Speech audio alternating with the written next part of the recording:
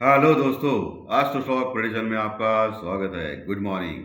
आज 27 मार्च 2023 सोमवार का दिन। आज क्या हो सकता है ये टेक्निकल डाटा और न्यूज़ फ्लो के ऊपर देखने की कोशिश करेंगे। डिस्कस करेंगे कि क्या हो सकता है। शुरू करने से पहले चैनल के डिस्क्रिप्शन बॉक्स में बिलो द टाइटल डिस्क्लेमर रखा है, उसको कृपया पढ़िए जानिए। एज पर डिस्क्लेमर, ये एजुकेशनल प्रोग्राम है। इसके तहत जो भी मैं बोलता हूँ ये मेरी पर्सनल राय है, मेरी खुद की राय है।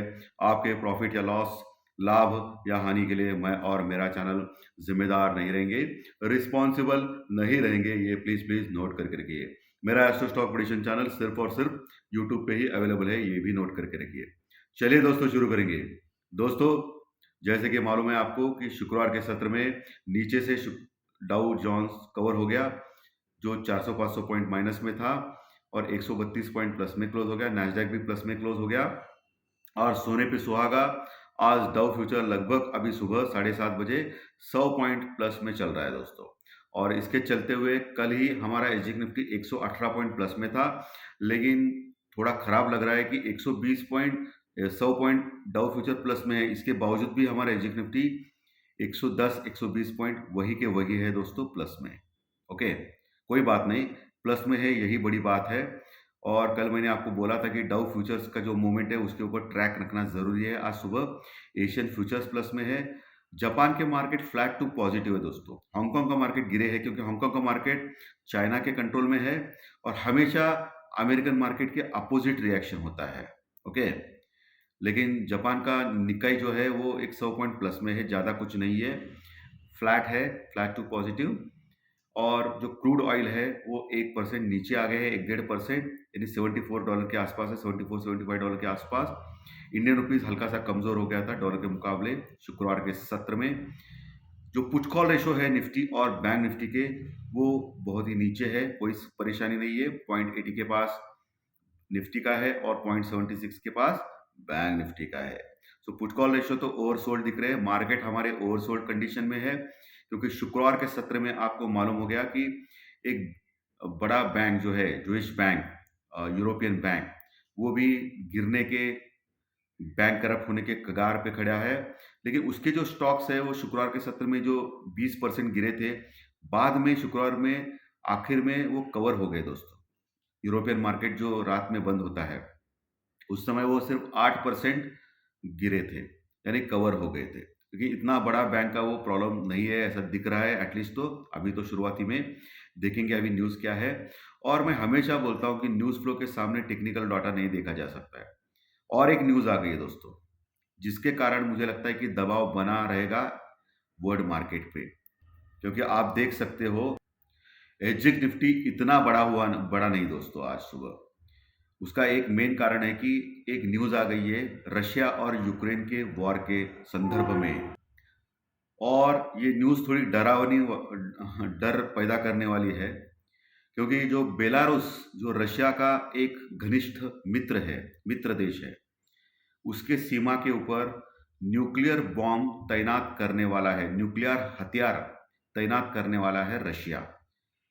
पुतिन साहब ने कल डिक्लेयर किया कि वो बेलारूस के बॉर्डर के ऊपर न्यूक्लियर वेपन्स तैनात करेगा। इसका मतलब सीधा सीधा है कि रशिया कहना चाहता है, जो उसके अपोजिट साइड में है, शत्रु राष्ट्र, जो एनिमी देश है, उनको कहना चाहता है कि वो किसी भी हद तक जाएगा अगर अगर वॉर बढ़ेगा तो इसका सीधा सीधा मतलब है कि अपने देश में तो उसने तैनात कर ही लिए, लेकिन दूसरों के देश में भी वो तैनात करने जा रहा है, यानी मित्र देश में।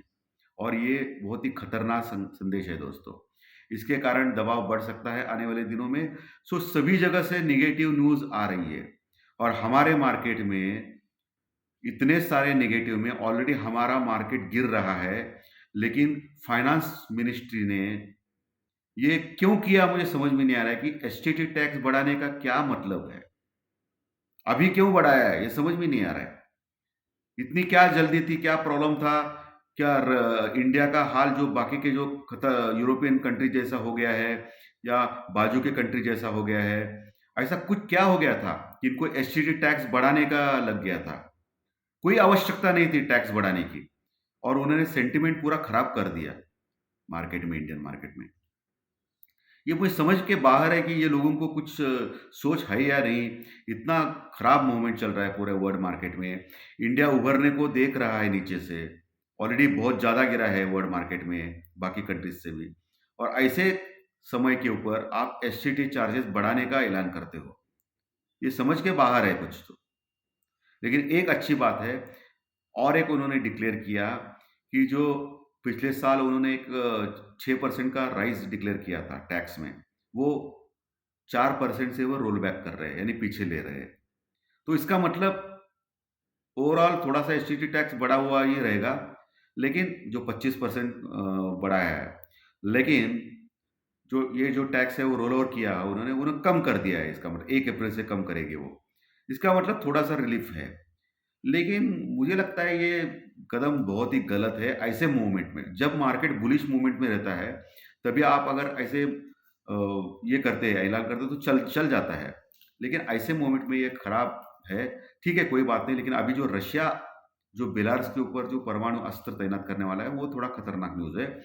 इसका मतलब आपको जो अभी आने वाले 3 दिन यानी सोमवार, मंगलवार, बुधवार, ये 3 दिन अभी है, सिर्फ एक्सपायरी के लिए बचे हैं। बुधवार 29 मार्च को एक्सपायरी रहेगा।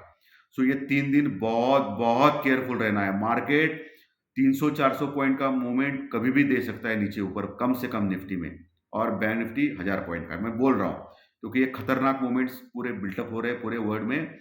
इसका मतलब नीचे ही जाएगा ऐसा नहीं, ऊपर भी सडनली जा सकता है, अच्छा न्यूज़ आ गया तो। क्योंकि अभी तो 120 पॉइंट प्लस में दिखा रहा है जी निफ्टी, लेकिन आपको प्रॉपर हेजिंग करके ही चलना है या स्टॉप लॉस लगा के चलना है। कुछ भी हो सकता है, कहीं भी, कभी भी। ओके, आपका कैपिटल बचा के रखना है, ये सबसे परम कर्तव्य है आपका। तो कैपिटल नहीं बचाएंगे तो कुछ फायदा भी नहीं रहेगा आपको, क्योंकि कैपिटल बचाना आपको सबसे इंपॉर्टेंट रहेगा। कैपिटल रहेगा तो ये आप खेलो इंडिया खेलो खेल सकते हो, ठीक है। लेकिन चलिए अभी सीखो इंडिया सीखो, पहले सीखो, उसके बाद आपको ट्रेड करना है। सो दोस्तों, तो ये सब कुछ लेवल्स है, लेकिन सबसे इंपॉर्टेंट अभी जो 120 पॉइंट एसजीएक्स निफ्टी जो प्लस में दिखा रहा है, वो अगर खुलता है 120 पॉइंट एग्जैक्टली, क्योंकि कभी कभी जो दिखता है वो होता नहीं, लेकिन 120 पॉइंट खुलने के बाद क्या होगा? शुक्रवार के सत्र में 16,950 16,950 के नीचे क्लोज हो गया था निफ्टी। अगर 120 पॉइंट प्लस करे उसमें, सो करीब करीब हम लोग 17,070 के पास खुलने को देख रहे हैं। सो पहली नज़र आपकी किधर होनी चाहिए? 17,050 लेवल के ऊपर। 17,050 का लेवल जो है वो मेंटेन करता है या नहीं निफ्टी, वो देखना है आपको। सो दोस्तों, 17,050 लेवल अगर मेंटेन किया निफ्टी ने स्टार्टिंग के 10-15 मिनट में, उसके नीचे गया तो फिर गड़बड़ है, फिर नीचे जबरदस्त जाएगा, फिर 17,000 लेवल तोड़ सकता है। सो 17,050 के ऊपर अगर टिक पाया निफ्टी स्टार्टिंग में 15 मिनट में, तो हम लोग 17,150 यानी 17,150 के लेवल जो इंपॉर्टेंट रेजिस्टेंस है यानी रुकावट है, वहां तक जा सकते हैं। क्योंकि 17,100, 200, 300 इसके ऊपर कॉल राइटिंग जबरदस्त हो गई है। सो इतना आसान नहीं उसको क्रॉस करना। तो 17,150 ये दूसरा टारगेट रहेगा। 17,050 के ऊपर, 17,150 के ऊपर अगर टिक पाया तो 17,200, 250 ये फाइनल टारगेट रह सकते हैं आज के दिन के लिए। 17,200, 250। लेकिन एक ध्यान में रखना है, 17,250 के ऊपर गलती से भी टिक गया निफ्टी, तो बहुत बड़ी भयंकर शॉर्ट कवरिंग आएगी।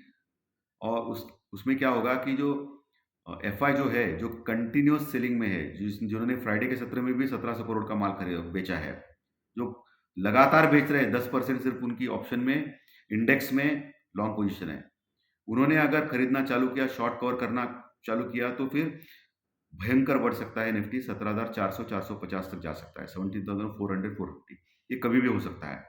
क्योंकि प्रॉब्लम क्या है कि सिर्फ 3 दिन बचे हैं मंथली एक्सपायरी के लिए। अगर उन्होंने फ्यूचर्स के जो भी माल है उनके, वो अगर कैरी फॉरवर्ड किए अगले महीने के लिए जो शॉर्ट्स में है, तो उनको जरूरत नहीं पड़ेगी शॉर्ट कवरिंग की। लेकिन क्या है कि बहुत सारे कॉन्ट्रैक्ट है दोस्तों, बहुत सारे कॉन्ट्रैक्ट्स है शॉर्ट्स में, फ्यूचर्स में। उसमें एटलीस्ट उन्हें 20-30% अगर शॉर्ट कवर किया तो भी मार्केट में तेजी आ सकती है, क्योंकि ऑलरेडी वो 90% इंडेक्स में यानी ऑप्शन और फ्यूचर्स में शॉर्ट करके गए हैं वो लोग, निफ्टी और बैंक निफ्टी को। इंडेक्स यानी निफ्टी, बैंक निफ्टी, ओके। सो वहां उनका शॉर्ट है 90% लेवल, और सिर्फ 10% बाइंग है उनको। सो रोल और अगर कर दिया उन्होंने, तो ऐसा ही रहेगा मामला। लेकिन ऑप्शन में क्या है, ऑप्शन में भी उन्होंने शॉर्ट करके रखा है और ऑप्शन कभी कैरी फॉरवर्ड नहीं कर सकते हैं, तो ऑप्शन में उनको क्लोज करना पड़ेगा उनके पोजीशंस। सो उसके लिए भी शॉर्ट कवरिंग आ सकती है आने वाले 3 दिनों में। लेकिन इस लेवल पे आएगी या और नीचे जाने के बाद 16,800, 1700, 16,700 के पास, वो हम लोग नहीं बोल सकते हैं।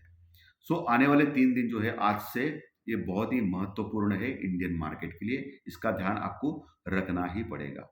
नीचे दोस्तों 17,000 लेवल जो स्टार्टिंग ओपन होने के बाद जो गैप अप मिल रहा है, 17,000 लेवल के अच्छा सपोर्ट मिलेगा, जहां आज पुट राइटिंग ऐड होगी, ऑलरेडी ऐड हो चुकी है।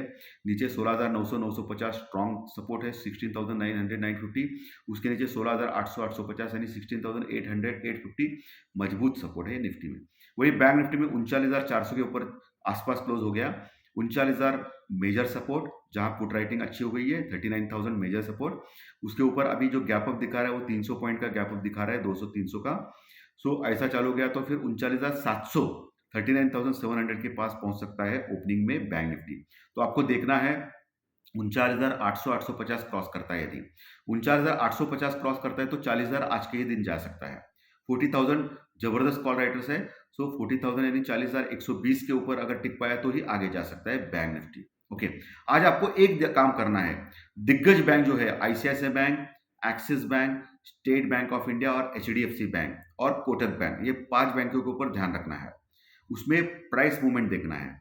ये 5 बैंकों में अगर 3 बैंक अगर अपर लेवल के ऊपर रहेंगे तो बैंक निफ्टी 40,800 आराम से क्रॉस कर सकता है, सॉरी 39,800 क्रॉस कर सकता है, इसको देखना है। अगर 5 बैंकों में 3 बैंक नीचे रहेगा तो फिर गड़बड़ का मामला है, सीधा सीधा मामला है। और वही निफ्टी में आईटी के स्टॉक्स क्या करेंगे उसके ऊपर देखना है आपको, क्योंकि आईटी के stock flat to positive close हो गए फ्राइडे में। जो स्टार्टिंग में जबरदस्त बढ़त उन्होंने देखा था उसके ऊपर देखना है और रिलायंस के ऊपर देखना है, बस। रिलायंस और आईटी के स्टॉक्स, इसके ऊपर नजर होनी चाहिए आपको। और बैंकिंग में अभी मैंने बोला है, इसके ऊपर आप देखना है किधर जाएगा, आपको अंदाजा आएगा मार्केट में।